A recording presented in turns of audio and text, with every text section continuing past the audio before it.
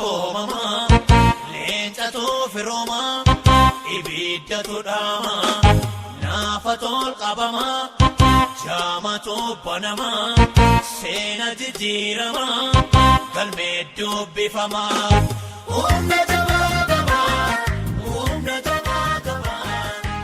nagaan waaqayyoo ayyaanni gooftaa keenyaa fayyisaa keenya Yesuus Kiristoos tokkummaan ifa furuun quluun hunduma keenyaaf baay'atuun jedhaa gooftaatti kan jaallatamtan maatii waaqayyoo attam jirtu waaqayyoon isa yeroo kana immoo akka kanatti fuula isaatti akka dhiyaannee isa waaqessinu akka isa kadhannu akka dubbii isaa dhageenyu anis immoo carraa argadhee walii wajjin dubbii waaqayyoo akka hirmaannu waaqayyo na gargaaru isaatiif waaqayyoon guddaan galateeffadha. waaqayyoo ulfina isaa haa fudhatu.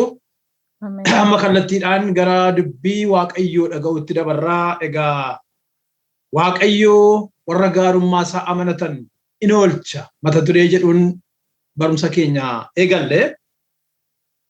Seenaa dubartii ejjitu maqaa ishee akkuma yeroo darbe baratte Rahaab ejjitu kakuu moofaa keessattis kakuu haaraa keessattis seenaan ishee barreeffamee kan arginu. Abbaan ergaa warra Ibrootaa waa'ee ishee yommuu barreesse amantii ishee mul'ise.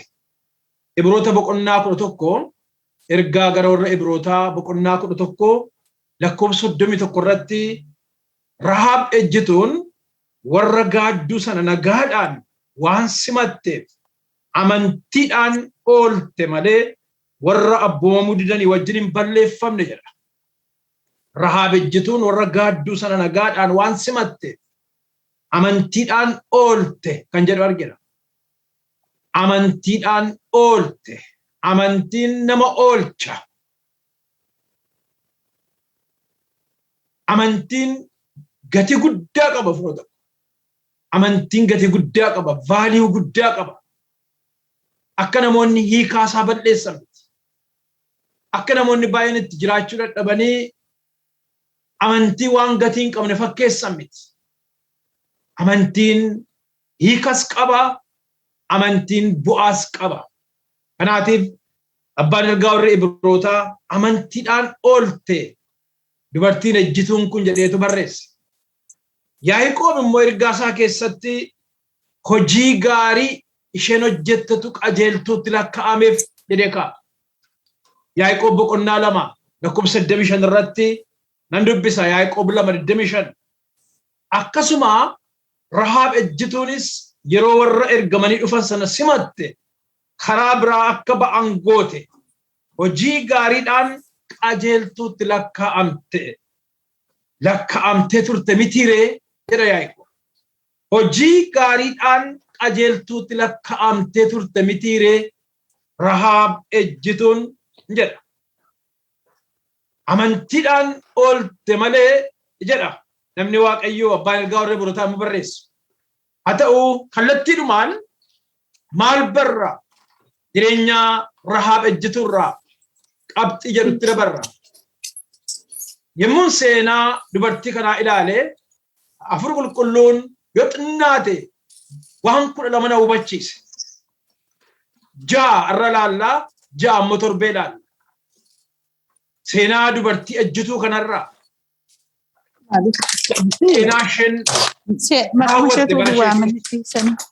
maqaan ishee kakuu moofaa keessattis kakuu haaraa keessattis kan nama dinqu even tarree seenaa qulqullootaallee galuu isheetiif kan hundumaa gaafa laallu maal barra Rahaab ejjituurraa kan jedhudha.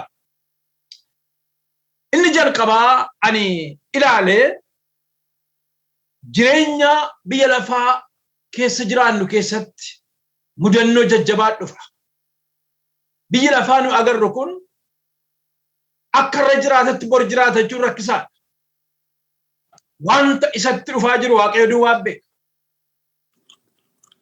Namni biyya lafaa gaaraanti godhatee yoo jiraate sanaan ooluu akka hin dandeenye, sanaan du'a jalaa ba'uu akka hin dandeenye, jireenya aggaarirraa waan guddaa tokko barra.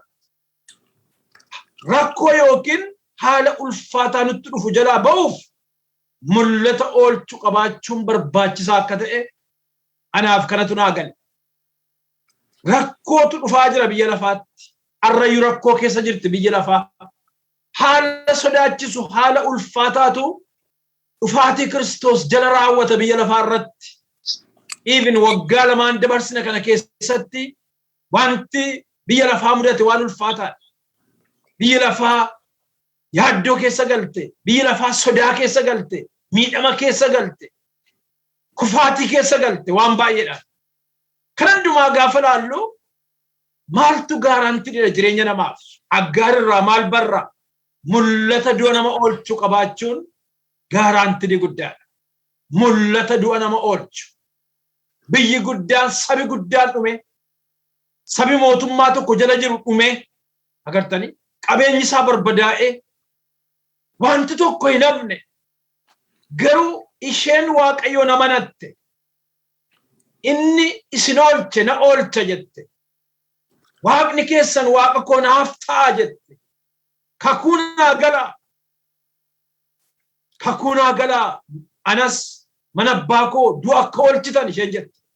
Kanaaf qabxii tokkoffaa irratti kan hubadhe rakkoo yookiin haala ulfaataa nutti dhufu jalaa ba'uuf yookiin immoo dha'icha dheekkamsa adaba biyya lafaatti dhufu jalaa ba'uuf mul'ata Waaqayyoo mul'ata oolchu qabaachuun barbaachisaa akka ta'e. Egaa dubartiin kun Iyyaasuu boqonnaa 2 lakkoofsa 12-13 yommuu laallu egaa akkuma gaarii isiniif godhe jette dubartiin kun. Akkuma abbaan ergaa warra Ibrootaa dubbate dubartii kana amantiidhaan oolte akkuma inni jedhe. Yaaqoob akkuma dubbate hojii gaariidhaan qajeeltuutti lakkaa'amte akkuma inni jedhe. Yommuu laallu Iyyaasuu boqonnaa 2 lakkoofsa 12-13tti gaarii goote dubartiin kun. Gaarii goote waan qajeelaa goote. Akkana jedha. Egaa akkuma gaarii isiniif godhe isinis immoo mana abbaa kootiif gaarii akka gootan maqaa Waaqayyootiin anaaf kakadhaa. Milikkita amansiisus naaf kenna. Abbaa koo, haadha koo, obboloota koo, obboleettota koo waan isaan qaban hundumaas oolchaa du'a jalaas baasaa. Firoota koo biyya lafaa kana keessatti utuu danda'ame qabeenya keenya gurgurree mul'ata argachuun hundumaarra caala. Mul'ata bordoo nama oolchu, mul'ata nama jiraachisu, mul'ata jireenya namaaf gaaraantii ta'e. Mee ilaala Yaarikoon mana namoonni keessa jiraatan miti. Mana namoonni keessa jiraatan miti dallaansaayyuu jabaadha. Dallaansaa miidhagaadha, bareedaadha. Garuu laala wanti hafuun jiru biyya sana keessatti dhalli namaa hin hafne, qabeenyi hin hafne, waan baay'een hin barbadaa'e. Garuu kan namatti tolu lubbuun Waaqayyoon barbaaddatte haala ulfaataa du'a jabaa kana jalaa mul'ata ishee oolchuu argatte. Arras jireenya Rahaab irraa kan nu barru mul'ata du'a nu oolchuu qabna. Mul'ata dubbii Waaqayyoo, mul'ata kadhannaa, mul'ata abboomamuu, mul'ata Hafuura Qulqulluun kennu biroota. Mul'ata Waaqayyo nuuf kennu. Waaqayyotu kenne mul'ata. Akkuma garbichi Waaqayyo Daani'el dubbate namatu yaadee mul'ata argata miti. Waaqayyotu kenne mul'ata. Kanaatiif arra mul'ata du'a nama oolchu ofii keenyaafis ta'e mana keenya akkasuma amantoota keenya akkasuma guutummaa community biyya lafaa kana firoota koo mul'atatu barbaachisa. Waldaan kiristaanaa ergaa isheen qabdu dhalootaaf mul'ata jireenyaa qabaadhaa jetti. Mul'ata du'a nama oolchu, mul'ata badiisa nama oolchu, mul'ata adaba barabaraa nama oolchu, mul'ata si'oolitti darbatamuu nama oolchu, mul'ata. Seenaa Macaafa Qulqulluu keessatti Rahaab ejjituu wajjin walitti qabnee mee ergaa gabaabaa yoo ilaalle mee fakkeenyaaf dha'ichi guddaan, adabi guddaan, balaa guddaan biyya lafaatti dhufaa akka jiru Waaqayyo Nohitti dubbate. Dursee dubbate Nohitti Waaqayyo. Seera uumaa boqonnaa 6 lakkoofsa 13-14 yoo ilaaltanii dabartanii lakkoofsa 18 yoo ilaaltanii seera uumaa boqonnaa 6 13-18 ilaaluu dandeessu isin yeroo qoommi ani garuu ergaa gabaabaan kee fudhadha. Waaqayyo jedha. Waaqayyo yommus Nohin yeroon uumamni foon uffate hundinuu fuula koo duraatti raawwatee dhumu ga'eera jedhe Waaqayyo. Lafti humnaan walirratti ka'uu isaaniitiin waan guuteef an lafarraa isaanan balleessa jedhe. Eewwan ilmaan namaa eewtuume nama Waaqayyo. Iddoo sanatti maal agarra? Waaqayyo nama lafarratti uumuu isaatiif hin gaabbe jedha. Kanaaf bishaan badiisaatiin balleessuu barbaade jedha. Murtoo Waaqayyooti. Baay'ee Waaqayyo ofitti amanee hojjeta. Waan itti amane immoo godha. Biroo tokko hin komatamu Waaqayyo. Hin komatamu. Maaliif kana godhe? Maaliif sana godhe namee hin himatamu? Qaamatti himatamus hin qabu. Wanta inni godhu ameen jennee fudhachuu, ulfina isaaf kennu, hamaas ta'u gaarii, gammachuus ta'e gadda biroo tokko keessumsisuu danda'u nurra jira. Kanaaf Waaqayyo noo itti dubbate agartanii yeroon uumamni foon uffate hundinuu badu dhiyaateera jedhe Waaqayyo. Garuu jedhe ati muka ta'urraa markaba tolchi. Ilaa kun mul'ata gaa. Akka nuu galuufan kutaa kana itti dabale. Kun mul'ata bor maatii Nohi du'a oolchu. Mul'ata bor jechuudha. Arra maal godhi? Nohi boqonnaa hin qabaanne hamma bidiruu sana tolchutti kanaatiif muka wayirraatti. Iddoo kan biraati immoo Nohi mukuma maqaan isaa dhaama kanarraa markaba akka ni tolche. Ani immoo si wajjin kakuutti nan gala. Atiif maatiin kee markaba kanaan du'a ooltu jedhe Waaqayyo. Bidiruu kana markaba kana keessa seentanii du'a ooltu jedhe. Uumama lubbuu qabu keessaas kormaaf dhalaa oolchi taa'e. Mul'ata yommuu jennu jireenya irra jiraannu kophaa miti. Rakkoo bor dhufu, balaa bor dhufu, du'a bor dhufu, dhiphina bor dhufu, haala jabaa bor dhufu, kufaatii bor dhufu, caba jabaa bor dhufuuf arroof qopheessu jechuudha. Isa boriif of qopheessu. Isa boriif garaa naqachuu. Kana jireenya dubartii kanarraa barra jireenya gaariirraa akkaataa itti Hafuurri Qulqulluun ishee gargaare. Yeroo baay'ee akka waldaa kiristaanaattis akka koominitiitti yommuu ilaallu namoonni mul'ata qaban kanaaf barbaadamu. Mul'ata saba du'a oolchu. Mul'ata biyya kufaatii oolchu. Mul'ata dhaloota kufaatii oolchu. Mul'ata agartanii akka ijoollee Yisaakor seenaa baraasa duraa boqonnaa 12:32 irratti ilaaltanii hangafoota 200 ijoollee Yisaakor Israa'el maal gochuun akka sarara jiru. Boriif jiraachuu, boriif mul'ata qabaachuu, haala dhufu keessa darbuudhaaf galanni Waaqayyoof haa ta'u. Tokkoffaa kana barra. Hafuurri Qulqulluun kan na hubachiise jireenya dubartii ejjituu kanarraa inni tokkoffaan isa kana. Du'a oolurra kan caalu hin jiru. Du'a oolurra kan caalu hin jiru. Biroo tokko. Lammaffaa. Inni lammaffaan an jireenya Aggaarraa ilaale. Waa'ee gaarummaa Waaqayyooti. Gaarummaaf kakuu Waaqayyoo abdiidhaan eeggachuun moo'icha akka namaaf kenna. Ilaa hubadhaa. Yerikooniif sabi ishee biyyi ishee agartanii sababii dallaa jabaa qabaniif naasanitti hima. Dallaa jabaa, gimbii jabaa, gimbiin Yerikoo gimbii jabaadha. Gimbii diinni dhufee cabsuu hin dandeenye. By the way. Agartanii mootichis of amanatee keessa jiraata. Sabichis of amanatanii keessa jiraata. Dallaa jabaa keessa jiru. Gimbii jabaa harka namaatiin hojjetame keessa jiru. Dubartiin kun gimbii guddaa sana keessaa yookiin mandaraa guddaa magaalaa sana keessaa hoteela qabdi. Akka nu hubadhutti mana bareedaa ta'a. Keessummoonni kan keessa buufatan, namoonni karaa deeman kan itti goran. Amma iji dubartii kanaa cimina gimbii sanarra hin jiru. Cimina mootii Yerikoorra hin jiru. Agartanii qabeenya isheerra hin jiru. Iji ishii amma Waaqayyo isa saba Israa'eliin geggeessu. Waaqayyo isa saba Israa'eliin du'a oolche. Isa galaana diimaa iddoo lamatti gargar hire. Isa mootota jalloota dabarsee harka isaaniitti kenne. Amma qalbiin ishees, abdiin ishees, mul'ati ishee hundinuu achirra jira ilaa hubadhaa arra biyya lafaa keessa immoo jirru biyya lafaa abdanna yoo ta'e qabeenya biyya lafaa amananna yoo ta'e within a minute not only minute secondii keessatti yemmuuni waamamnu jira sirala lubaa wajjin waa'ee isaa turre libii ijaa gidduu seenaan jireenya namaa umuriin namaa ni dheeraa fakkaatu kun firoo tokko yeroo waaqayyo murteessetti as siqaachinsiku biyya lafaa kana namni gadhiiseedhuma deema qabeenya isaa gadhiiseedhuma deema warqee isaa meetii isaa gadhiiseedhuma deema beekumsa sadarkaa piroofeesarummaatti barate dhiiseedhuma deema gartanii waan kan kooti jedheetti dhaadatu dhiiseedhuma deema taayitaa dhiiseedhuma deema baay'ee nama dhiba garuu gaarummaaniif kakuun waaqayyoo kan bara baraati dubartiin kun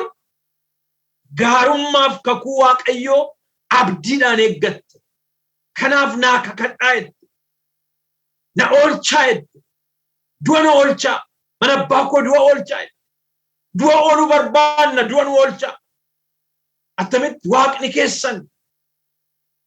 keessan jabaadhe seenaa isaa immoo dubbatte dubartiin kun baay'ee kan nama dhibu waaqayyo gooftaan keessan ol waaqarratti gadi lafarratti waaqayyoodha mee seenaa saba Israa'el warra lafa onaa keetti dhume laala jecha dubartiin kun jette jechuu dadhabani baay'een isaanii bofaan iddamanii dhumani ijoollee kakuutu dhume lafa onaa keessatti isheen ejjituun qomoorra kanaanotaa kee silaa waaqayyo balleessaa kan jedhe sana keessaa isheen garuu akkaataa isheen itti lapheen ishee qalbiin ishee waaqayyo fulfina kenne laala waaqayyo gooftaan keessan jette ol waaqarratti gadi lafarrattis inni waaqayyoodha du'a oolchuuf inni waaqayyoodha jiraachisuuf inni waaqayyoodha agartanii haboon hundinuu aangoon kan saatechuu isheeti waaqayyo fulfina laatti maqaa waaqayyo ol kaafte olaantummaa waaqayyo mirkaneessite meeqa amantoonni olaantummaa waaqayyo mirkaneessuu kan dadhabne oolchuu waaqayyoof rikogniishinii kennuu kan dadhabne fayyisuu kiristoosiif rikogniishinii kennuu kan dadhabnu miidhama agartanii miidhama amantii caba amantii kan qabnu waaqayyo gooftaan nu haa gargaaru dubartiin kun gaarummaaf kakuu waaqayyo abdiidhaan eeggachuun mo'icha akka namaaf kennu jireenya Rahaab ejjituu irraa barraa yeroo tokko maaliif ilaalaa yeroo mandaraa sana abiddaan gubuu jalqaban yemmuu mandaraa sanatti balaa guddaan dhufe Iyyaasuu boqonnaa 6:23 irraa akkuma ilaalle macaafa Iyyaasuu boqonnaa 6 lakkoofsa 23 irratti dargaggoonni jedha warri gaafas gaaduu dhaqan lamaan sun warri isheen dhossite sun dargaggoonni warri gaaduu dhaqan turan sun lamaan ol lixan jedha gaalaa hubadha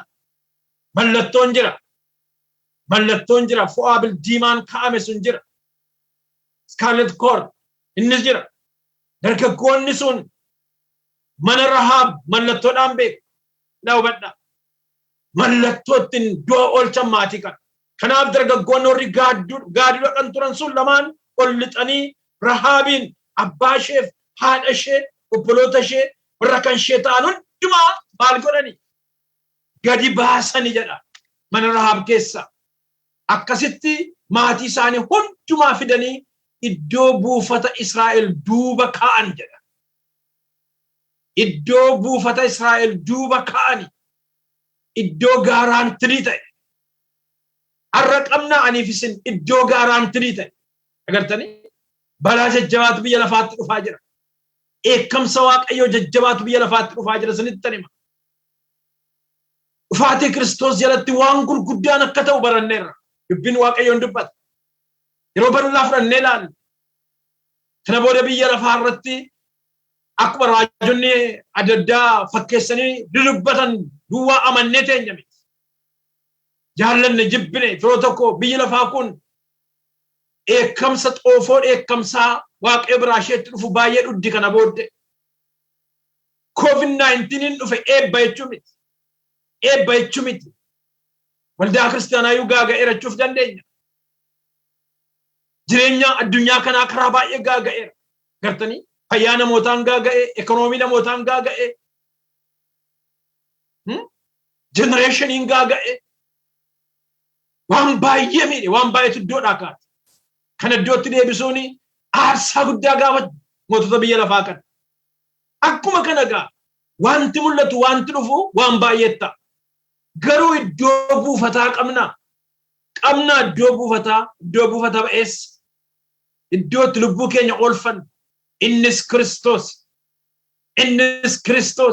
innis dubbii Waaqayyooti. Innis mul'ata dhugaadha. Innis Hafuura Qulqulluu isa oolchu. Iddoo buufataa kaa'amte dubartiin kun iddoo buufata Israa'el agartanii maaliif iji Waaqayyoo isheerra ture oolchuudhaaf. Amma Israa'eltu ishee oolchee inni amannamini. Rahaab ejjituun du'a akka ooltuuf yaada Waaqayyooti. Garuu du'a akka ooltuuf sababiin laphee isheetu Waaqayyoon barbaaddate. Waan gaarii immoo goote. Namoota kakuuf waan gaarii goote. Isa boriif immoo mul'ata qabaatte of oolchuudhaaf du'a ooluudhaaf. Kanaaf iji Waaqayyoo isheerra ture. Faarfannaa Daawit boqonnaa 33 lakkoofsa 18-19 yoo ilaaltan faarfannaa Daawit 33 18-19 akkana jedha. Kunoo iji Waaqayyoo warra safeeffatan warra gaarummaa isaa abdiidhaan eeggatanis in to'atedha. Jireenyi Rahaab ejjitu to'atamaadha. Iddoo buufata ba'eessa sanatti iddoo buufata Israa'el iddoo Waaqayyoo gaaraanti godhe sanatti agartanii iji Waaqayyoon isheerra jiru sababii isheen safeeffatteef sababii isheen ulfina laatteef sababii isheen amanatteef agartanii gaarummaa isaa amanatte gaarummaa isaa abdiidhaan eeggatte. Kanaaf Waaqayyoo warra akkasiin to'ataadha Daawit. Inni lubbuu isaanii du'an oolcha. Beela keessattis jireenyatti isaan eega jedha. Beela keessatti laawbadhaa. Du'a dhufu jalatti kana keessatti Waaqayyoo in oolcha jedha Daawit.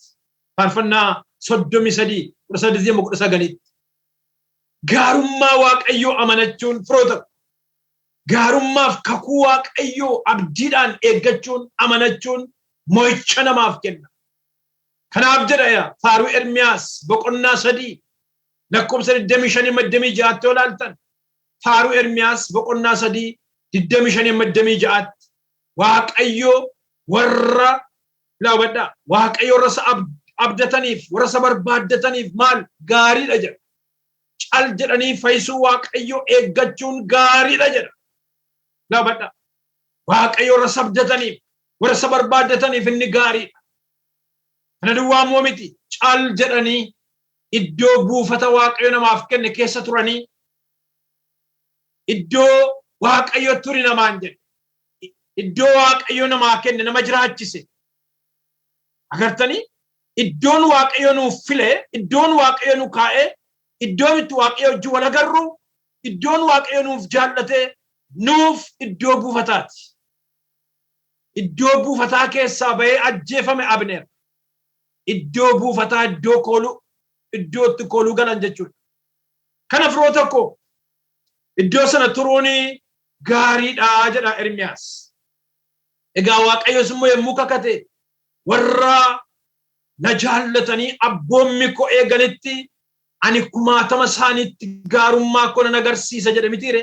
Seera ba'uu boqonnaa 20 lakkoofsa 6 irratti seera ba'uu 26 irratti dhaloota warra na jaallatanii abboommi koo eeganitti ani 10,000 isaaniittu gaarummaa koo nan agarsiisaa jedhe Waaqayyo. Kanaaf dubartiin kun gaarummaa Waaqayyoo kakuu Waaqayyoo abdiidhaan eeggatte. Na oolcha jette. Naaf kakadhaa akkan oolummoo jette garboota Waaqayyooti. Isaanis hin kakataniif. Dubbii lammaffaan isa kana afur Waaqayyo naan kan na hubachiise. Sadaffaa inni sadaffaan Waaqayyotti kooluu galuuniif ilaa hubadhaa. Waaqayyotti kooluu galuuniif isa amanachuun wabii jireenyaati. Baay'ee dubbii jabaadha kun hubadhaa. Waaqayyotti kooluu galuuniif isa amanachuun wabii jireenyaa akka ta'e jireenya Rahaab ejjitu irraa bara. Dubartiin kun saba guddaa mana baay'atu Yerikoo keessa jiru mootii ishee dabalatee agartanii waan qaama baay'ee jira.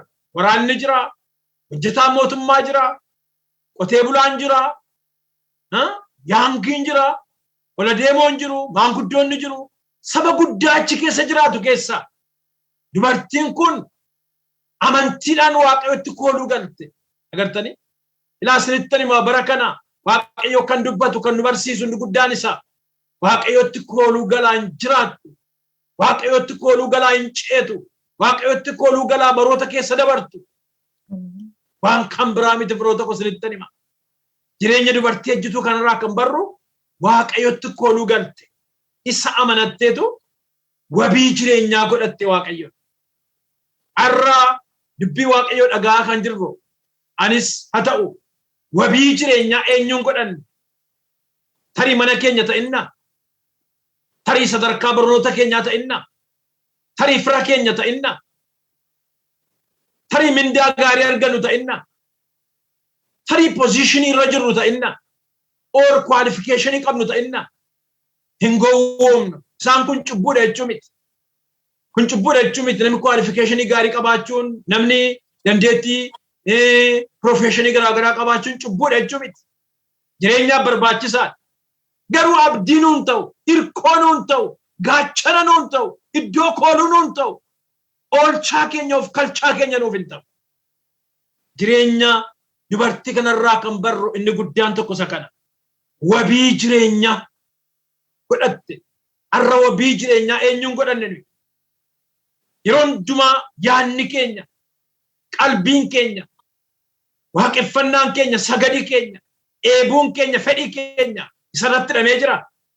Wabii jireenyaa, wabiin jireenyaa ilmaan namootaa Kiristoos. Haleluuyaa. Amen. Wabiin jireenyaa dhala namaa isinitti himaa firoota ko isa lubbuu isaa aarsaa godhee kenne Kiristoos. Wabii jireenya ishee godhatte Waaqayyo. Akkuma sila dubbadhe gimbii sana miti. Biyyicha miti. Jireenya ofii ishee mana ishee isa bareedaa sana miti. Wabii jireenyaa godhatte Waaqayyo. Jireenya gaarraa kan barru isa kana. Guaranteed agartanii.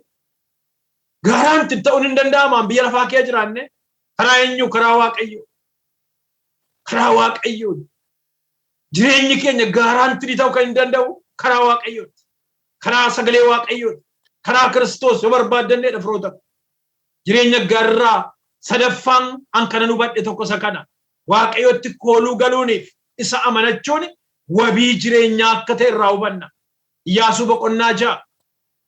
Iyyaasuu boqonnaa 6:25. Sagalee baay'ee namatti toluudha. Iyyaasuun garuu ilaabadhaagaa Rahaab ishee ejjituun warra Yerikoo gaaduudhaaf ergaman sana dhoksitee waan baafteef ilaabadhaa. Isheen isa boriif waa kaa'atte agartanii. Jara kana bira galfata kaa'atte, imaanaa kaa'atte, adaraa guddaa kaa'atte. Yemmuu warra gaadduu sana du'a jalaa baafte. Yemmuu warra gaadduu sanaaf malamante agartanii. Dubartiin kun yemmuu Waaqayyoon jabina isaa immoo dhugaa baate. Kanaatiin maal jedha?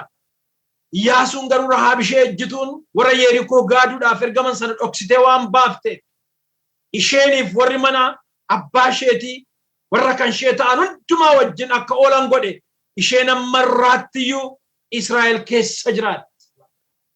Isheen ammarraattiyyuu Israa'el keessa jiraatti. Dudduuba iddoo buufataa duwwaatti hafte miti. Gartanii saba Waaqayyoo saba kakuutti dabalamte. Saba kakuu Waaqayyoo wajjin jiraatte. Harree seenaa dhalachuu Kiristoos keessa Waaqayyoo galche. Eebba guddaaf taate dubartiin kun. Ayyaana guddaa argatte dubartiin kun. Maqaa ishee garuu seenaa keessatti yommuu ilaallu dubartii ejjituu garuu amantiin isheef hojii gaarii isheen hojjette immoo akka inni du'a ishee oolche. Isa kana hubanna firoota. Kana gaaraa hubadhaa. Arra wabii jireenyaa eenyuun godhan. Sila waa'ee Nohi tuqnee turre seera uumaa boqonnaa 6 keessatti 7 soo ilaaltanii. Nohi eenyuun wabii jireenyaa godhate. Waaqayyoon wabii jireenyaa godhate na hubadhaa. Arra aniifisin eenyuun wabii jireenyaa godhan. Dhaloota kana keessaa jedhee Waaqayyo. Laa hubadhaa dhaloota kana keessa ati na duratti qajeelaadhaatti hin jedhan hoyi.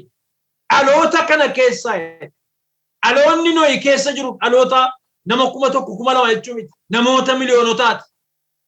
Dhaloota kana keessa ati na duratti qajeelaa akka taate waan an argeef jedhe Waaqayyo. Seera uumamaa boqonnaa 7 irraa yoo ilaaltan dhaloota na duratti qajeelaa dhaloota kana keessa ati na duratti qajeelaa waan taateef ati jedhe Waaqayyo warri mana kee hundumaa namoota mana kee hundumaa wajjin markabichatti gali. Amma noyi Waaqayyo duratti faara tolaadhaan ilaalame. Naasinittani hima. Waaqayyo duratti faara tolaadhaan ilaalamuuf kotta ija Waaqayyo duratti waan qajeelaa goona. Kotta yeroo utuu qabnu Waaqayyo dura hojii gaarii inni ittiin waame. Mootummaa isaa bal'ifna. Lubbuu du'a oolchina. Ergama nutti kenname galmaan geenya. Hojiin nutti kennate adaraa inni bira kaa'e maqlatii isaa ittiin buufna. Kottaa yeroo ribaa miti. Yeroo abdii kutannu miti. Yeroo dhiboofnu miti. Kottaa yeroo harka wal qabannee hojjennu. Yeroo wangeela mootummaa Kiristoos bal'ifnu. Yeroo dhaloota biraan wangeela geenyu. Yeroo dhaloota beela'e nyaachifnu. Dhaloota daaretti uwwifnu. Dhaloota gargaarsa barbaadu yommuu gargaaru yeroon kun. Beeleen dhufe beela nan baafne. Dheebodheen dhufe dheebuu nan baafne. Agartanii? Eenyuuf jedhe Gooftaa Yesuus. Dhaloota baay'eetu beela'ee jira. Dhaloota baay'eetu jireenya harkatti badee jira. Du'aaf jireenya gidduu jira. Kottaan qaqqabna. Kottaa hojii gaarii hojjenna. Akka Rahaab ejjitu. Kottaa namoota du'a oolchina. Dubartiin kun namoota du'a oolchite. Ofiis du'a oolte. Agartanii? Waaqayyotti kooluu galte isa amanatte waan ta'e. Wabii jireenya ishee Waaqayyoon godhatte waan ta'e. Noyin kanan fudhadheefi wal fakkaatu jireenyi isaanii. Isa boriif mul'ata qaba ture. Du'a bor dhufuuf mul'ata qaba ture. Ija koo keessa jirta jedhe Waaqayyo. Agartuu ija kootiin yemmuun biyya lafaa kana laale ati na fuulduratti qajeelaadha jedhe Waaqayyo. Hin jaallate Waaqayyo. Sin oolcha jedhe Waaqayyo. Har'a anaan yemmuu laalu siniin yemmuu laalu ijattamiin nu ilaalaata Waaqayyo. Yemmuu nu madaalu yemmuu qoreeffan qolchee nu ilaalu fuula isaa duratti maal fakkaanna laata? Deemsi keenya maal fakkaata? Jireenyi keenya maal fakkaata? Tajaajilli keenya maal fakkaata? Amanachuun keenya maal fakkaata? Mootummaa isaa keessatti attamitti hojjetaa jira? Waan baay'eedhaan madaalamna firoota. Waaqayyo Gooftaan nu haa gargaaru. Inni arfaffaan jireenya dubartii kanarraa kan nu barru dubbiin arfaffaan eekamsaaf adaba dhaloota jallaatti dhufu jalaa ooluuf baqachuu gara eenyuutti gara Waaqayyootti baqachuu laabadha. Baqachuun ni jedhu kun gara eenyuutti gara Waaqayyootti baqachuu laabadha. Gara Waaqayyootti baqachuu murtoo jabaadha kun. Seenaa macaafa qulqulluu keessatti iddoo baay'eetti sagalee kan argina. Warra gara isaatti baqatan in oolche Waaqayyo. Ani humna hin qabu, ani gargaarsa hin qabu, ani of oolchuu hin danda'u. Namoota jedhaniitti boo'an Waaqayyo garaatti hin jabaan. Nan gatiin, nan dhiisin warra jedhan Waaqayyo garaatti hin jabaan. Maaloo ati abdii kooti, irkoo kooti, gaachana kooti, iji koo gara kee ilaala jedhanii warra amantiin gara isaa ilaalan hin qaanessine Waaqayyo. Gargaarsa gaafatanii Waaqayyo bira qaaniin hin jiru sinittan hima. Itti hirkatanii Waaqayyoon qaaniin qabu. Amanatanii Waaqayyoon qaaniin qabu. Dubartiin kun hubatteetti ilaa biyya kana Waaqayyo isiniif kenneera. Isiniif kenna jette miti. Sabni Israa'el galaana Yordaanos gama jira. Fagoorra jira hubadha. Dubartiin kun garuu akkana jette. Waaqayyo mootummaa kana biyya kana dabarsee harka keessanitti kenneera. Gartanii isinitti nu kenneera jette. Kanaaf badii adabi guddaan akka dhufu du'i akka dhufu barteetti dubartiin kun. Eekamsi jabaan saba Yerikoo irratti akka dhufu biyya Kanaan irratti akka dhufu barteetti dubartiin kun. Garuu eekamsaaf adaba dhaloota sanatti dhufu jalaa ba'uudhaaf gara waaqayyootti baqatte. Baqachuu bara kana kan nu baasu. Baqadhaa gara mana waaqayyootti, dhaqaa dubbii waaqayyoo dhagaa. Baqadhaa gara fannoo Kiristoositti, humna waaqayyoo achi jira. Baqadhaa gara Hafuura Qulqulluutti, mul'ata fudhattu. Dibata jira, ayyaana jira, kennaa jira. Galama dalabas. Baqadhaa, baqadhaa, baqadhaa, baqadhaa. Wanti biyya lafaatti dhufaa jiru salphaa miti. Wanti dhalootatti dhufaa jiru salphaa miti firoota koo. Baqadhaa. Ameen. Baqachuun furmaata gara eenyuutti? Gara waaqayyootti. Kanaaf ejjennoo gaarii qabdi dubartiin kun. Ani munaa gale akkasittan barreesse. Eekamsaaf adaba dhaloota jallaatti dhufu jalaa ooluuf gara waaqayyootti baqachuun furmaata akka ta'e, murtii dhugaaf ejjennoo cimaa fudhachuurra haa birraa kana barraa jedheen qabadhe. Ejjennoon barbaachisaadha. Murtii qabaachuun barbaachisaadha. Agartanii? Murtii qabdi dubartiin kun. Ejjennoo qabdi dubartiin kun. Mul'ata duwwaa miti. Du'a jalaa baqachuudhaaf. Eekamsa dhufu jalaa ooluudhaaf. Agartanii? Kanaafimi yommuu biyyichi marfamee gimbiin Yaarikoo jijjigee Israa'eloonni rukuttaa yommuu jalqabani, xinnaa guddaa biratuun darbiin ajjeesuun yommuu jalqabame, Iyyaasuun garuu warra gaadduu sana lamaan ofitti waameetu akkanatti hin jedhe. Agartanii? Ishee gaaraantii taate sana Iyyaasuu boqonnaa 22 irratti Iyyaasuun yommus jara duraan biyyicha gaadanii deebi'an sana lamaaniin dafaa jedhee maal godhaa? Mana dubartii ejjituu sanaa dhaqaati. Akkuma dur kakattaniifitti ishee warra kan ishee ta'an hundumaa achii baasaa. Mandaricha biddaan gubataa.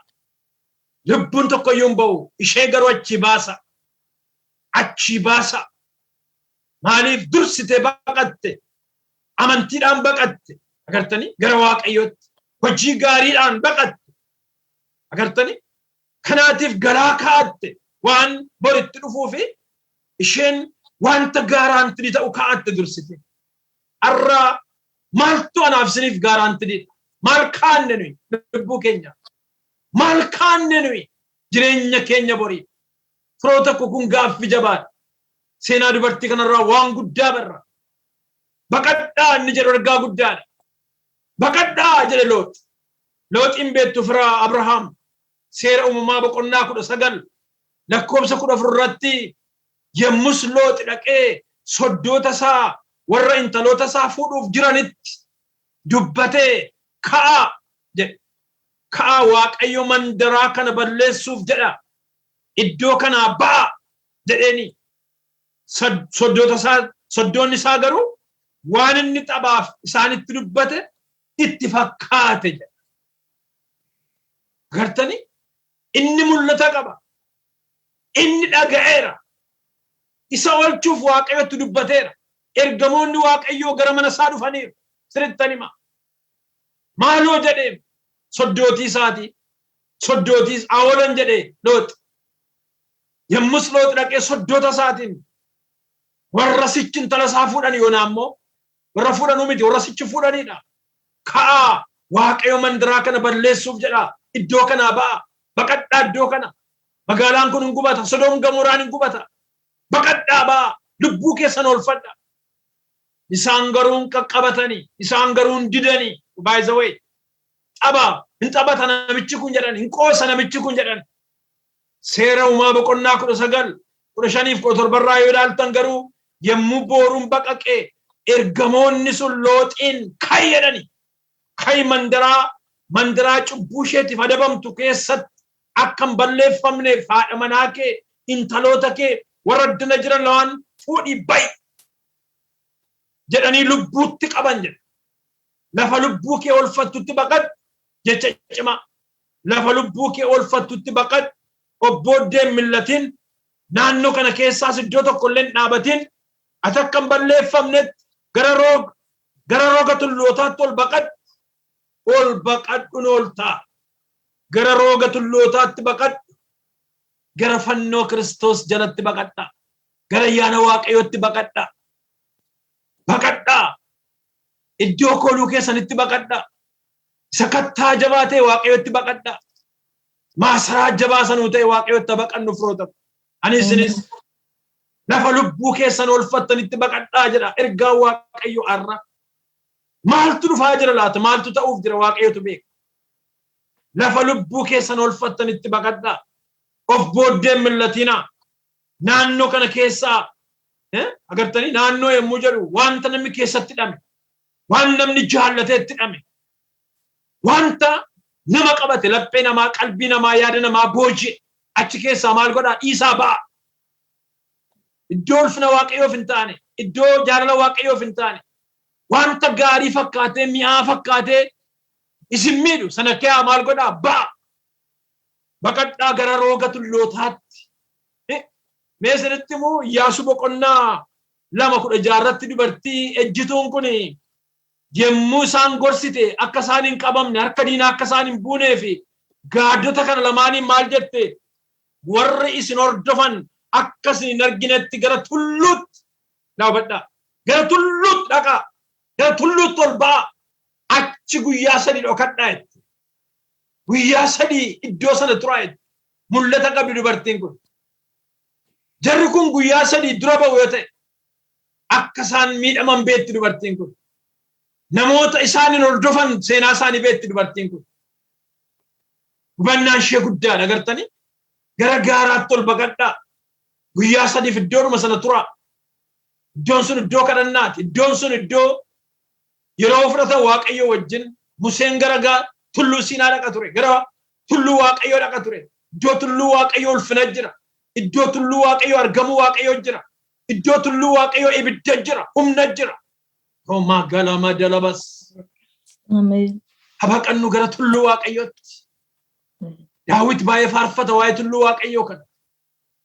Har'a anaaf isiniif tulluun Waaqayyoo waldaa kiristaanaati. Iddootti dubbii Waaqayyoo lallabamu. Iddootti faarfatamu. Iddootti dhoksaa Waaqayyoo himamu. Iddootti Waaqayyoo kallattii jireenyaa nutti agarsiisu. Nu gorsu, nu barsiisu, nu hidhachiisu. Firoota koo habaqannu gara sanatti. Lubbuu kee oolfachuudhaaf baqadhu yaalootti jedhan ergamoonni Waaqayyo. Inni shanaffaan abbaa qabaa gaggabaabseen dubbadha. Inni shanaffaan jireenya dubartii kanarraa kan nu barru eenyuyyuu waa'ee maatii isaatiif itti gaafatamummaa isarra jiru ba'uun dirqama ishee akka ta'e Rahaab irraa barra. Eenyuyyuu waa'ee maatii isaatiif itti gaafatamummaa isarra jiru, isheerra jiru ba'uun dirqama ishee akka ta'e jireenya Rahaab irraa barra. Na oolchaa duwwaa jette miti. Waaqni keessaan anaa na oolchu duwwaa jette miti. Dubartiin kun anaanis mana abbaa koos, anaanis abbaa koos, haadha koos, obbolaa koos, obboleettota koos, warra mana koos. Yes, kadhannaan keenya yeroo baay'ee selfishii ta'uu hin qabnu. Yeroo hundumaa kadhannaan keenya waa'eedhuma amantootaa duwwaa, waa'ee nama jaallannuu duwwaa. Agartanii selfishii ta'uu hin qabnu. Warra kan biraas agartanii warri mana ishee jiran sun maatii ishee duwwaa ta'uu dhiisuu danda'u. Warri mana ishee jiran, mana ishee kan jiran tokko hundinuu hin oolu jedhe Waaqayyo waan ta'e. Agartanii? Kanaatiif eenyuyyuu waa'ee maatii isaatiif responsibility guddaa qaba. Dirqamatu irra jira. Mee seenaa kana dubbifneerra Iyyaasuu boqonnaa 2:12-13 Iyyaasuu boqonnaa 2:12-13 egaa akkuman gaarii isiniif godhe silas dubbiseera. Egaa akkuman gaarii isiniif godhe isinis mana abbaa koof gaarii akka gootan maqaa Waaqayyootiin naaf kakadhaa. Milikkita amansiisu naaf kennaa. Abbaa koo, haadha koo, obboloota koo, obboleettota koo waan isaan qaban hundumaa gartanii hojjetoonni jiraachuu danda'u. Namoonni isaan tajaajilan gartanii mana isaanii kan jiran eenyuyyuu gaaraantii ooluudhaan hundumaa oolchaa du'a jalaa baasaa dubartiin itti gaafatamummaa yookiin dirqama isheerra jiru. Ara dirqama nurra jira. Nun galchuun jennu waa'ee namoonni baay'een waa'een biyyaa, haalli biyyaa, rakkoon biyyaa, rakkoon sabaa nan ilaallatu namoonni jiran jiru. Naan maaltu dhibe namoonni jiran jiru. naan maaltu nu dhibe anis ta'u maatiin koo haala sana keessan jiru namoonni jedhanii akka itti yaadan jiru waa kana jalaa ba'uu hin dandeenye tu akkas ta'e immoo Museen mana Fara'oon jira Museen nyaata bareedaa qaba uffannaa bareedaa qaba mana mootii keetti guddachaa jira garuu immi Museen ni jabaan waa'ee mana Fara'oon miti nyaata sana dhangaa sana miti immi Museen ni jabaan saba Waaqayyoo warra garbummaa jala jiran saba Waaqayyoo warra cabanii warra ganamaa galgala boo'an ijoollee wala deemtu ajjeefamtu saba Waaqayyoo warra mirgi isaanii dhiibame ilaasanitti anima saba Waaqayyoo warra mirgi isaanii dhiibame warra jiraachuu yoo dadhaban humni isaanii saamamu dhala namaatti kan hin fakkaanne waa'een isaanii Musee rakkise kanaaf ba'ee dhaqee Misirticha ajjeesee awwaaluu isaa cirracha keessa sababiin biyyaa baduyyuu sababiin tokko isa kana ta'e biyya miidiyaanitti akka inni badu sababiin tokko isa kana ta'e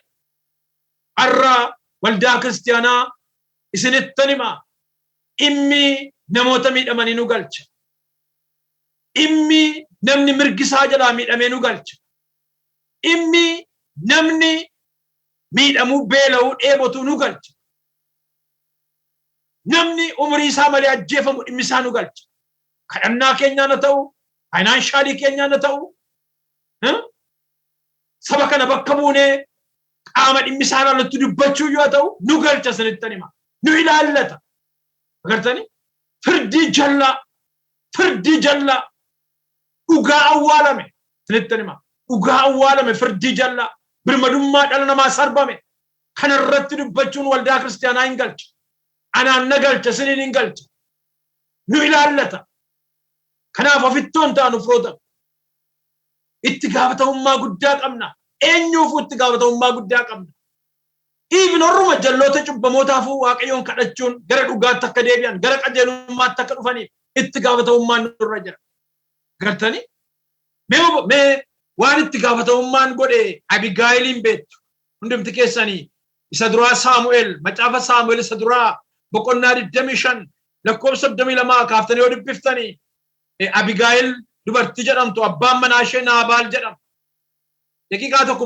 caalaan fudhatu isinitti meen darba Daawiti Saa'olin baqatee bosona keessa jira Daawit Saa'olin baqateetu bosona keessa jira namichi Naabaal jedhamu kuni nama horii baay'ee qabudha saawwa baay'ee qaba hoolota baay'ee qaba agartanii reewota baay'ee qabeenyaa qaba tiksoota baay'ee qaba tiksoonni hoolota kana saawwan kana yaasanii bosonatti yemmuu yaasanii achi keessa Daawittu jira isa tikeen Naabaal horii Naabaal eegan caalaa Daawittu to'ataaf fira miti Daawit hojii gaarii hojjechuu jaallata waan ta'eef bineensi hamaan akka hin miinne hattuun akka hin saamnee fi qabeenyaa namicha kanaa to'ataaf Naabaal garuu Daawitin hin beeku yookiin immoo mindaa kaffalaan miti Daawiti ari'atameetu bosona keessa jira gartanii ari'atamee bosona keessa jira Saa'oltu ari'ate mootummaa Saa'oltu ari'ate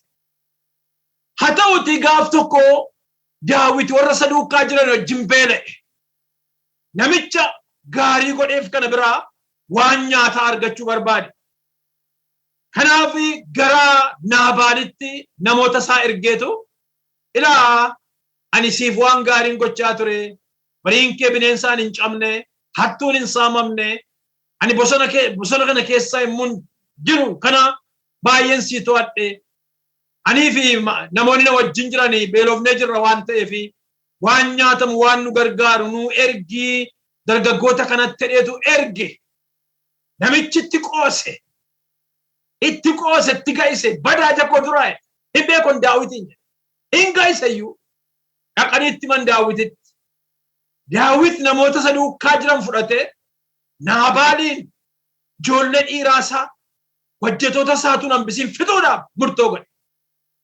ajjeesuudhaaf murtoo godhe akka Daawiti maatii nama kanaa fixuudhaaf murtoo godhe haati manaasaa beettuun sun hubattuun sun Abigaayilin dhageesse isa dhageesse daftee nafa hoolota qaltee nyaata qopheeffattee waan barbaachisu gooteetu Daawititti deemte Daawitin simachuudhaaf agartanii Daawiti aariidhaan nama qeesana balleessuudhaaf dhufaa jira isheen garuu waan gaarii qopheessiteetu dhattee miilla isaatti kuftee dhiifama gaafachuudhaaf deemaa jirti dubartiin kun.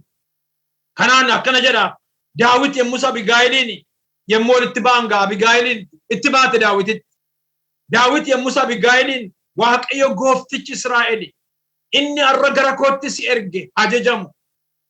Ani hubannaa kee kana nan jajadha.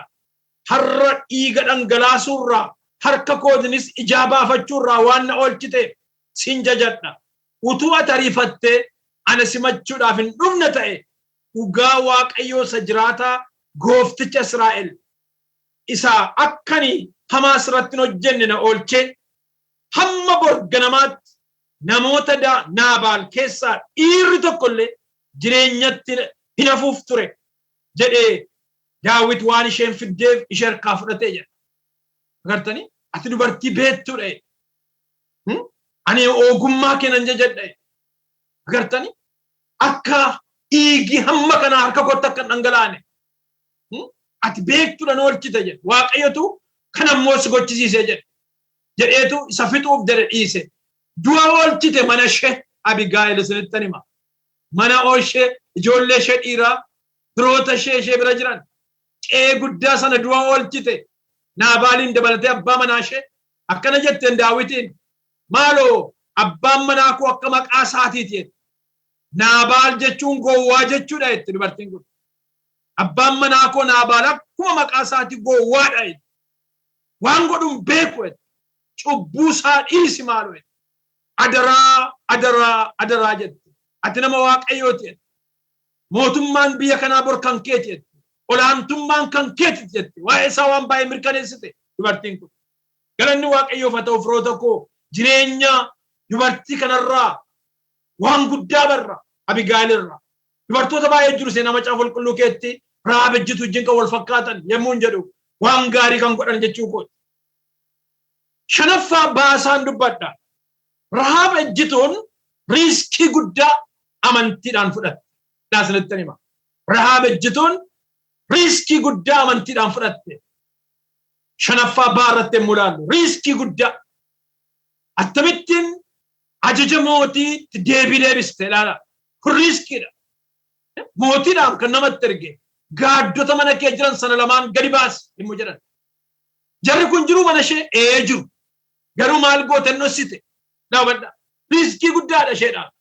Utuu manni ishee sakatta'ame. Utuu qabamte maaltu ishee irra ga'ame ta'a yaada. Garuu riiskiin ishee kun fooniin miti. Amantiidhaan fudhatte. Kanaaf maal jedheen qabadhe Rahaab ejjituun riiskii guddaa amantiidhaan ofitti fudhatte. Eewun immoo amante Waaqayyoon amante. Na oolcha jettee amante. Mooticha Yerikoorra caala jettee amante. Seera biyyicharra caala jettee amante. Olaantummaa laatteef Waaqayyoof. Beekumtii laatteef Waaqayyoof dubartiin kun. Mee Iyyaasuu boqonnaa 2 amma 4 olaaltanii kanarratti mootiin Yerikoo Rahaabitti ergee jedha. Namoonni gara kee dhufanii mana kee jiran kun guutummaa biyyichaa gaaduudhaaf waan dhufaniif gadi isaan baasi jedhee gadi isaan baasi ajaja kun naamadha. Kadhachuu miti ajaja. Namoota biyyicha gaaduuf bor biyyicha balleessuu barbaadu waan ta'eef gadi baasi ajaja mootiiti. Dubartiin sun garuu jedha sagalee Waaqayyoo. Dubartiin sun garuu namoota kana lamaan dhoksite eessa bantii manaarratti ol baafte muka talbaa bantii manaarra afame jala dhoksite jedha akkuma deengada baranne sana. Biroo tokko namoota baay'eetu waa'ee saba isaaniif riiskii fudhatu. Namoota baay'eetu dhalootaaf riiskii fudhatu. Utuma haalli isaa ulfaataa ta'u fudhatu. Macaafa Aster boqonnaa 4 keessaa yoo ilaaltan Aster mana mootummaa keessatti riiskii sabaa fudhatte isinittan hima. Yemmuu Haamaani warra Yihuudotaa lafarraa balleessuudhaaf Mardookiyoosinis balleessuu Yihuudota hundumaa irratti labsiise. Guyyaan itti sabi kun dhumu, guyyaan itti sabi kun ajjeefamu jala muramee kaa'ameera. Mardookaay dhaamsatti dhaame dubartii kanatti yookiin mucaa durbaa kanatti Aster hin heerumne yeroo sana mana mootummaa keessa jiru. Fuula mootitti dhiyaachuu hin dandeessu. Yoo fuula mootitti dhiyaatte seerri biyya sanaa ajjechaa isheetti farachiisa. Hidhaamini ajjeefamu agartani dubartiin kun amma seera malee fuula mootii duratti dhiyaatte attamitti riskii mana ga'u fudhatte fudhatte riskii kana waaw saba isheef qomoo isheef agartani saba du'itti murtaa'e saba sana du'a oolchuuf itti gaafatama guddaa fudhatte dirqaman irra jireetti mejecha isheen jette sinittani maa nan dubbisame ilaala kana booddee Aasteris Mardokaayitti dhaamtee dhaqi Yihuudoota Suusaan keessa jiran walitti qabi waa'ee kootiif tsoomaa guyyaa 3 halkanis guyyaa soomaan nyaatinaan dhuginaas aniif xomboreewwan koos akkasuma in tsoomna lafa mootichi jirutti ol galuun seera mootummaa kana duuba ilaabadha lafa mootiin jirutti ol galuun seera mootummaa kana duuba yoo ta'eyyuu akka kanatti yoon du'es du'inna gara lafa mootichaa jirutti ol galaan yoon du'es du'inna kun murtoo kooti saba koo du'a oolchuuf ani du'uun aarsaa kaffaluun qaanii miti salphina miti yoon du'es du'inna yoo waaqayyo ulfina naa kenne immoo jiraadhinna jechuudha hiikaan isaa karaa kan biraa attam dubbii amantiiti kun gartanii seera mootummaa kanaa duuba ani yeroo malee fuula mootichaa dura ba'uun seeraa ala na ajjeesisa jechuudha karaa kan biraa kanaaf yoon du'esette yoon du'es du'inna attam riskiidha firoota kun tam riskiidha waa'een mootummaa waaqayyoo kun waa'een sabaaf hojjechuu sabaaf jedhanii gatii baasuun sabaaf jedhanii wareegamuun riskii guddaadha hundi keenya seenaa luba guddinaatum saabeenna ooluu danda'u turan ba'uu danda'u Euroopitti ba'uu danda'u turan ni iyadani riskii kana nan fudhadhaa jedhani akkuma jedhan iyyuu gatii kaffalanii najjeefamanii hubattanii salphaa miti seenaa guddaadha Kiristoos beeka biyya lafaa keetti gatii miidhaa sarra ga'u hin fudhate garuu ofiisaa irratti har'a nuyi kiristaanonni jireenyi riskii nutti ta'u waan baay'ee jira garuu wangeelaaf jennee hin baanne amantii keenyaaf jennee hin baanna fayyina lubbuuf jennee hin baanna lubbuu oolchuuf jennee hin baanna firoota koo waaqayyo nu haa gargaaru agartanii Phaawulos riskii guddaa baate wangeelaaf jedhe mootummaa waaqayyoof jedhe abbaan sabbata kanaa hidhamuutu isa eeggata dabarfamee kennamuutu isa eeggata raajiin dubbatame hojii ergamootaa boqonnaa 21 keessatti lakkii maa garaa koo na raaftu ani Yerusaalemitti hidhamuu duwwaa miti ajjeefamuu na eeggata du'iyyuu na eeggata jedhe Phaawulos of murteesse riskii guddaa sana baachuudhaaf of murteesse raajii dubbachuu yoo badaan barbaachisu jechuu isaatiif maaliif raajii tuffate tun ta'ini ani hidhamuuyyuu miti duufuu qophaadha of murteesse riskii hojiin wangeelaa riskii qaba mootummaa waaqayyoo bal'isuun riskii qaba dhaloota du'a oolchuuf itti himuun riskii qaba gatii nama baasisuu qaba sinitti inni xumuraa ja'affaan dubbadheetti hin dhaabu mala yookiin tooftaa haxxummaaf ogummaa ittiin diina jalaa ba'an yookiin nama diina jalaa baasan Rahaab ejjituu irraa barra meetodoloojii isheen fayyadamte istiraatejii isheen fayyadamte agartanii siistemii isheen fayyadamte nuuf barumsa guddaa ta'uu qaba attamitti ba'u diina jalaa attamitti lubbuu baasu diina jalaa yemmuu laaltanii sagalee gowwummaa fakkaata garuu dubbii cimaadha mala dubartii kana tooftaa haxxummaa sagaarii jechuudha haxxummaan cubbuun jira haxxummaa sagaarii ogummaa isheen ittiin jara kana diina jalaa baaf ofii ishees mana abbaa ishees du'a jalaa baaf yemmuu laallu jireenya isheerraa barumsa guddaa baranna Iyyaasuu boqonnaa 2:16 yoo dubbifattan Iyyaasuu boqonnaa 2:4-6 yoo dubbifattan barumsa guddaadha agartanii akkamittiin jajabinaani ajaja mootii qajeelfama mootii isayyuu warra security dhufe gara ishee akkamittiin dubartiin kun daffartee dubbachuu dandeesse yemmuu isaanii Iyyaasuu boqonnaa 2:4-6tti dubartiin sun garuu jedha namoota sana lamaan hin dhoksite manuma ishee keessa gartanii dhuguma yommuu gaafatamte immoo dhuguma jette jarreen tokko gara koo dhufaniiru garuu eessaa akka isaan dhufan ani hin beeku isaan yeroo dimmisee balballi kellaa mandaraa cufamuutti ba'an an lafa isaan dhaqan hin beeku dafaa garuu ayette dafaa isaan hordofaatii hin qaqqabdu jette jarammoo bantii manaatti ol baaftee dhossiti agartanii firoota koo agartanii dubbii jabaadha kun yommuu laallu mala jireenya jiraannu keessa malla fuuraa barbaachisaa haxxummaa kanaaf jedheen gooftaa Yesuus haxxee ta'a akka bofaa garraamimmoo ta'a akka gugee jedhe akkaataan itti soosaayitii keessa jiraannu koominitii keessa akkaataan itti waldaa kiristaanaa keessa jiraannu akkaataan itti maatii keessa jiraannu akkaataan itti warra namanne gidduu jiraannu baay'ee mala qabaachuu qaba haxxummaa qabaachuu qaba ogummaa qabaachuu qaba kun baay'ee barbaachisaadha gooftaan keenya Yesuus Kiristoos kana bartoota isaa gorseera haxxee ta'a akka bofaa jedheera gowummaan nama galaafata dagannaan nama galaafata waa tuffachuun nama galaafata cal jedhanii gadhiisitti deemuun nama galaafata firoota koo atteenshiniitti kennuun barbaachisaadha jireenya jiraannu keessatti attenshiniin guddaa barbaachisaadha warri isin hordofan jetteem sila isinitti meera Iyyaasuu 2:16 warri isin hordofan akka isin hin arginetti jetteem dubartiin kuni mala isheen maltu laala ogummaa isheen ittiin dubbattee du'a oolchitu laala kun anaaf isiniif barumsa guddaadha galanni waaqayyo keenyaaf haa ta'u dhumarratti isa duraa Saamu'eel macaafa Saamu'eel isa duraa boqonnaa 21 akka isin dubbiftaniif anis ni kenna macaafa Saamu'eel isa duraa boqonnaa 21 lakkoofsa tokko kaaftanii dubbisuu dandeessu gartanii al tokko tooftaan barbaachisaa akka ta'anii barumsa guddaa argadhan kutaadhaan immoo dubbisa macaafa Saamu'eel isa duraa boqonnaa 21 keessatti akkatti Daawit du'a oole laala isa duraa Saamu'eel 21 Daawiti Saa'ol jalaa baqateetu biyya Gaat jedhamu dhaqe gabaabseen isinitti maseenaasaa